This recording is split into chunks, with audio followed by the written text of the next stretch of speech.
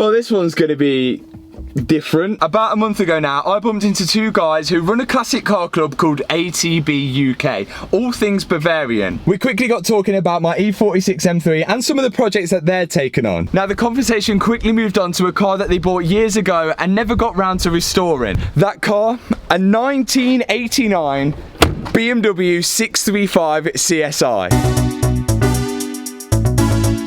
This particular car was found in a barn with no idea of when it last started, when it was last on the road, or even if it does start and run. So those guys took a gamble and they bought it for cheap. But just like many of us, they struggled to find time to get on this car and restore it back to its former glory.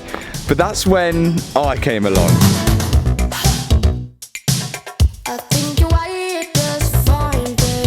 Now this car couldn't be anything more different than an Aston Martin, a C63 or a Range Rover. But you guys know how I love pushing myself and trying to learn new things as I go along. And sometimes in order to move forward, you've got to move backwards. 1989 backward.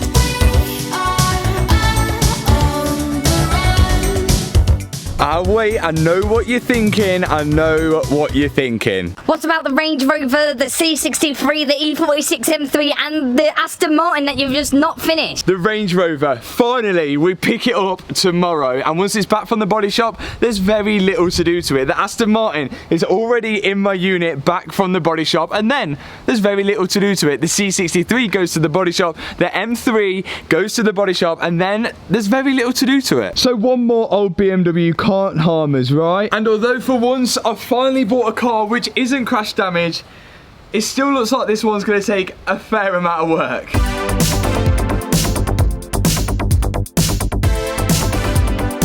Now some of you may not have any idea what an E24 BMW is, but ever since going to collect this car, I just fell in love with it. There's something about that shark nose front that just makes it so special. I just really hope we can get this thing running, and we're going to give that an attempt later on in the video. Now this car back in 1989 must have been the bee's knees. It's got everything. Electrically adjustable leather seats. Oh, electric seats work.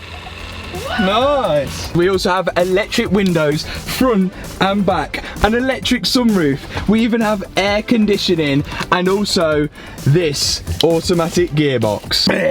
Now actually the interior of the car is probably the best part about it. This has actually been kept in quite decent condition despite the age of the car. The exterior, well, that's a little worse for wear. Now you don't have to look far before you see some previous body repairs here, and just like any old BMW, there's rust.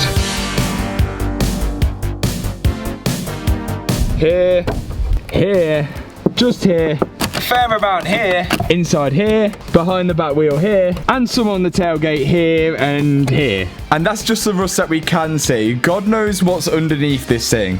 But hey, this is all going to be a part of the journey. But right now, the bodywork is the least of my concerns. This is my concern. This is a 3.5 straight 6 BMW engine, which produces, or did produce, 218 bhp. Quite clearly we can see that this engine hasn't been started or has ran in such a long time, and just by looking at things like this, well, it's definitely been fiddled with before. Now the guys I bought this car off didn't know too much about the history of this car, and neither did the guys that they bought it off. So there's only one place I could really turn to try and find the most I could about this car, and that was Car Vertical, who has sponsored today's video. Now Car Vertical has been made to help you find out whether the car that you're buying is as advertised. Check out this report I did on a BMW M4. Once you pop your registration in or VIN number, you'll then get your report like this. This has got a green light for no mileage forward, a green light to show that it's not been recorded as stolen, but an amber light to show that it's been in an accident, and a green light to show that there's no outstanding finance. When you scroll through the report, you can see every time it's had a reg change, every time it's passed or failed an MOT, and when the damage was recorded on the car. I can also see here all the reports of the mileage, and check out this. On this particular report of this M4, it's been recorded damaged twice, and Car Vertical even have the pictures from the car crash auction website where it was auctioned off. Here's the first lot of pictures, which looks pretty bad, and then the second lot in 2019, even worse. This car was completely written off. Now, after running a check on this BMW 635i, I can see that all the lights at the top are green, which is good. And then here it had a license plate change in 1996 to a personal registration. It had another ownership change in 1999, another ownership change in 2002, and then a final ownership change in 2005. Now, going down to the mileage side of things, there's not really any records of the mileage recorded online, because back in the day, everything was done on paper like your MOTs. Although it does say on the clock 144,000 miles, which sounds just about right. As we scroll further down, we can also see there's no reports of it being damaged. So if you guys wanted to check your car, a friend's car, or a car that you're potentially about to buy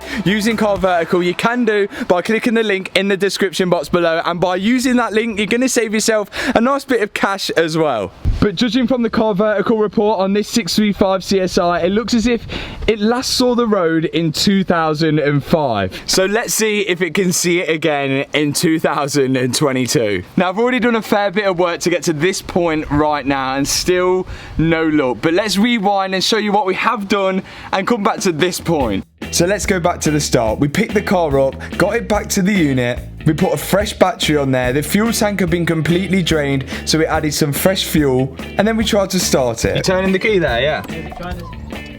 But absolutely nothing. We had power inside the car, but every time we turned the key, just nothing happened. I then found beneath the fuse box there was 2 relays missing, one of which I think I found in the car. After looking at a wiring diagram, it seems that one was the fuel relay and one was the main relay. So I connected up the main relay just to see if we can get the engine to crank. We didn't need fuel at this point. It's trying to do something.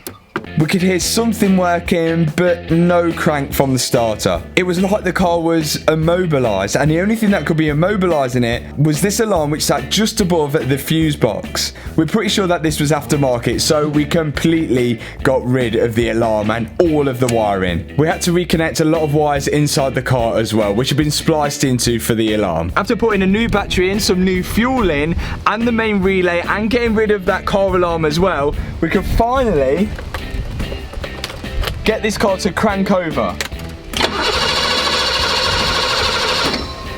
But nothing else. But hearing the car crank over is good news. Now we know that the engine isn't completely seized, but we still have no idea why someone before us disconnected these coolant pipes. Now we've got the car to crank, we need fuel and ignition. And as we don't have a fuel relay or a part number to buy one, we found a way to bypass it. Trust me, this is completely safe. Now we can hear the fuel pump priming. I tried to crank it over once more. But absolutely nothing. And the reason we're not getting anything is because we now have no spark. Now on this car, the spark comes from an ignition coil. And the ignition coil has a HT lead attached to it, which then goes to the distributor cap. And then this distributes the spark to each cylinder on the firing order. The problem is with the 6 Series, we've got power going to the ignition coil. We can see 12 volts going there, but no spark actually leaving the HT lead.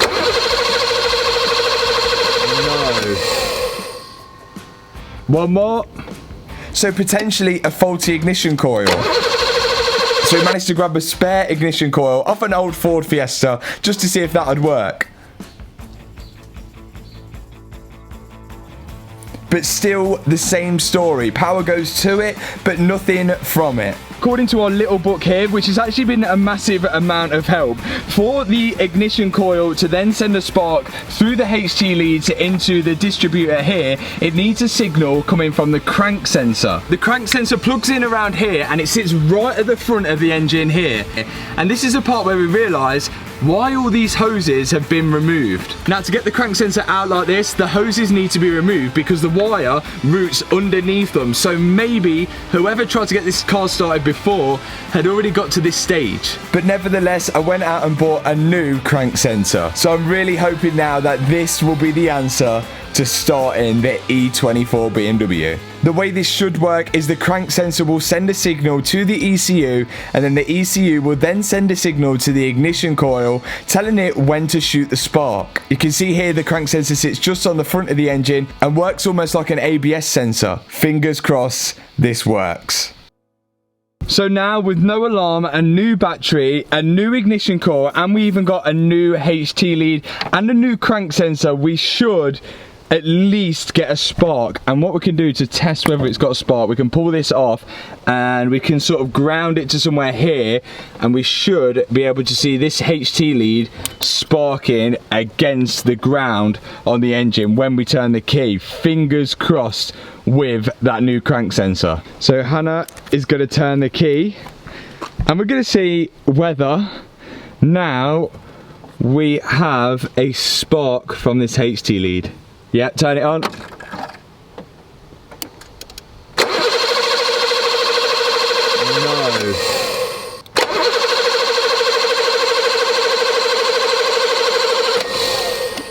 No. Nothing. So, was this it? I feel like I've checked everything. I've checked every fuse, every relay, but still no luck. On a newer car, I'd just plug in an OBD reader right now. But on this 6 Series, it has what they call an OBD1. And the plug to read the ECU looks like this. And I don't have that. But that got me thinking, there still could be one weakest link. So at first we did have power going to the ignition coil, but nothing coming out of the ignition coil and then to the HT leads. We literally had nothing. To get power out of this HT lead, we need a signal from the ECU, and the signal that goes to the ECU comes from the crank sensor. We put a new crank sensor in there. The only thing really left is that ECU. Could it be that? I don't know how much that's going to be, and is it going to be really difficult to get hold of? I don't know.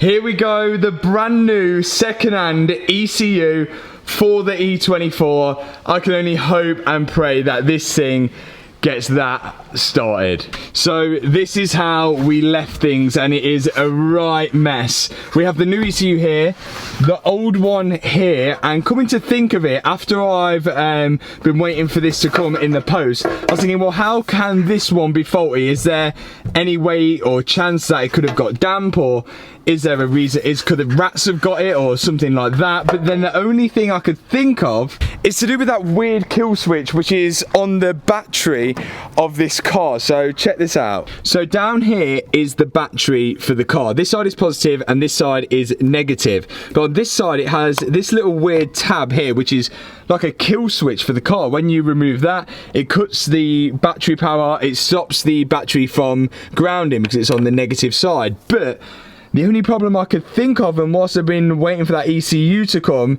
well, this thing is red, and with that being on like that, to anybody else, they might look at the battery like this and think, well, to look at, you think this side is the positive because it's got a red little tab here, and that wire almost looks red, and this one is black. So it is possible that someone has maybe put the jumper leads on the wrong way, and that could maybe fry the ECU. But I don't know. That's the only reason I could think if the ECU is bad. But we're about to find out.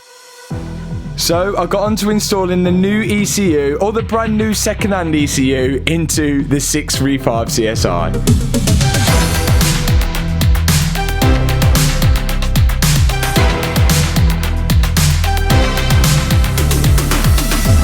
Has the E24 got a spark now? There's only one way to find out. Everything is plugged in. We've got the ignition core, which is not from a BMW, it's from another car, but it should work. Let's see whether this will gain a spark. Do the honors. Okay. Go on, crank it. Yeah! Look! Okay, stop. We're getting a spark. We're finally getting a spark. So it was the ECU. It's just now whenever it starts. So we're now actually getting a spark. So was my theory correct? Potentially. I don't know. The only thing now we need to do is actually see if it starts. It's got fuel in it. We need to jump the relay for the fuel again, which will do that. Fuel pump's going. Okay. Even though these look quite new, so I feel like someone has replaced everything and still couldn't get it going. Have we done it? Have we got the cheap E24 Bmw 635Csi Highline edition as well, I believe? Will it run? Okay, let's do it. Oh, there's plenty of oil in there. Yeah, there's plenty of oil. There's plenty of oil. Okay, there's no coolant. There is oil. Let's go for it.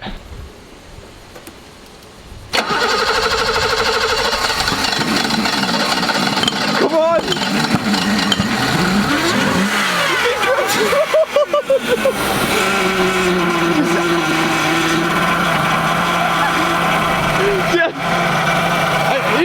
Yeah, I don't know. She's going.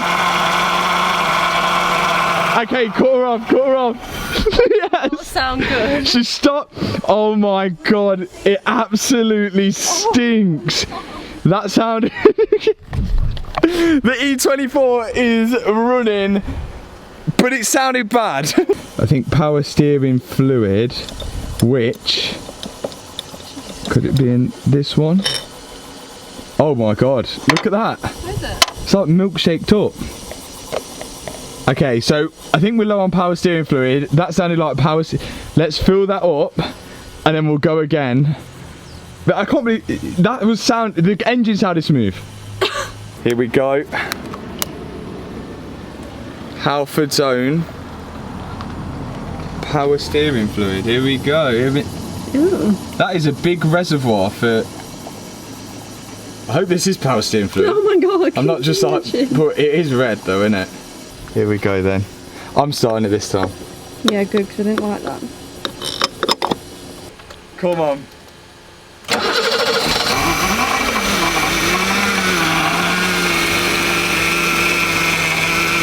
Sounded good.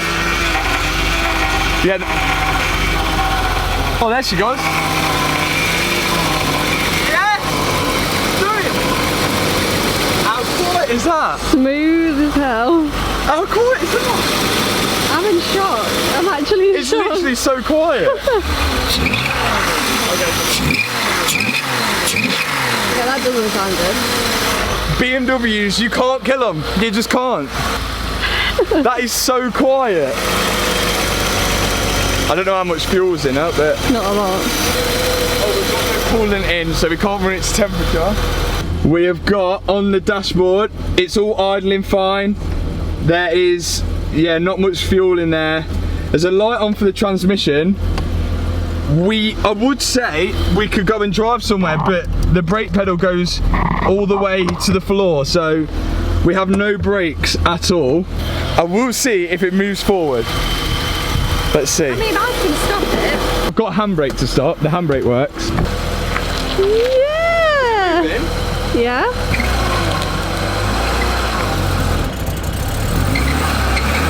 She's struggling, but she's going.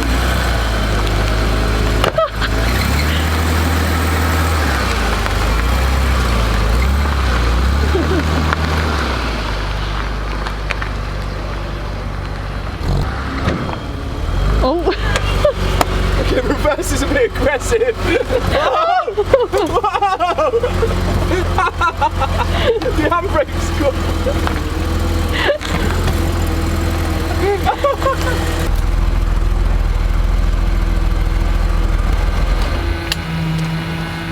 Well, there's a lot to do, and we've already made so much progress in the first video. Originally, I thought I wasn't actually going to be keeping this engine, but I've seen some of the stuff that you can do to this engine, which is like exciting me, but there is one thing that I do want to change, and that is the automatic gearbox. Maybe we can sort of convert it to a manual one. Now, quite clearly, this car is something which is so different and way out of my depth with, but that's what I love. I love learning new things, and I can't wait to get started on this. There is so much that we need to do to this thing, and if you're interested in finding out what I'm going to do to this, if you're new to the channel, then be sure to hit that subscribe button, hit that thumbs up button, because, well, there's plenty more videos to come on the E24. I can't wait to get started with this thing. But for now, thanks for watching this video. If you've enjoyed it, hit the subscribe button, hit that thumbs up button, and I'll see you in the next video. Peace out. So maybe there's a fuse for a window. Oh, shit.